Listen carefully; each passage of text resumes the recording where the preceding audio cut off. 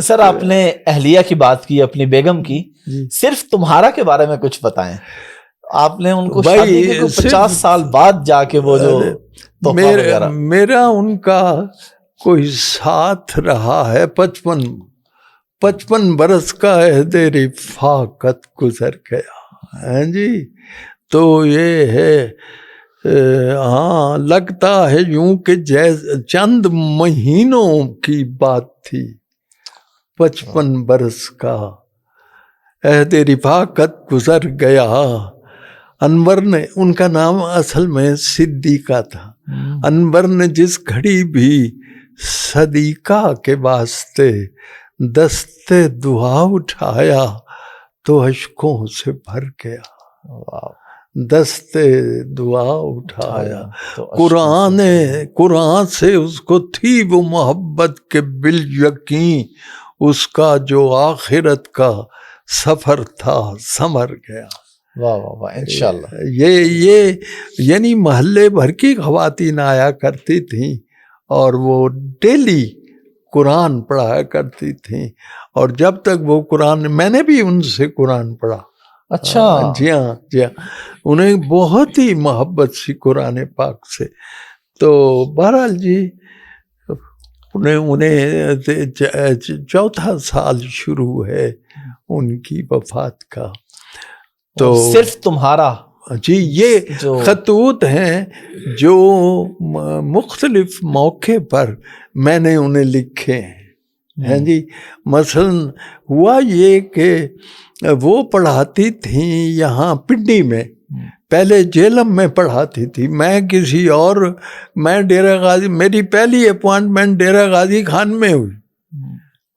جب میری اپوائنٹمنٹ ہوئی اس وقت میں نے پہلی دفعہ ڈیرہ غازی خان کا نام سنا. اچھا. اور وہاں جب گیا تو راستہ جو تھا وہ پانی کا راستہ تھا، 10 میل تک وہ پانی کا سفر طے کیا. تو پھر میں پہلی دفعہ وہاں پہنچا. تو میں اصولی طور پہ حکومت کو چاہیے، محکموں کو، کہ جہاں میاں ملازمت کر رہا ہو بیوی کو بھی اس شہر میں ملا.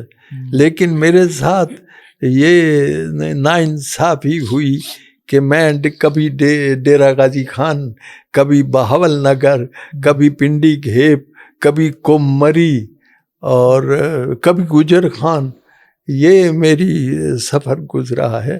تو وہاں میں اپنی اہلیہ کو خط لکھتا رہتا تھا، بچوں کا حال پوچھتا رہتا تھا. تو وہ خط جب ایران میں گیا ہوں، میں نے بتایا آپ کو کہ 40 اساتذہ تھے جن کا میں سرپرست لیڈر تھا. They were 40 and I was علی بابا. تو وہاں بڑے بڑے فاضلوں سے ملاقات ہوئی. ایک میرے پروفیسر تھے، اندازہ کیجئے یوں لگتا تھا جیسے 2-4 کتابوں کو ایک جملے کے کیپسول میں ڈال کے وہ مارا. میں نے ایک دن پوچھا، آقا شما دربارہ اقبال چھ نظر داری، تمہارا اقبال کے بارے میں کیا خیال؟ نام ان کا محمد حسین تھا. کہنے لگے زود آمد، 2 لفظ بولے اقبال کے بارے میں، جلدی آ گیا ہے، یعنی ابھی آنے والا زمانہ اس کا ہے.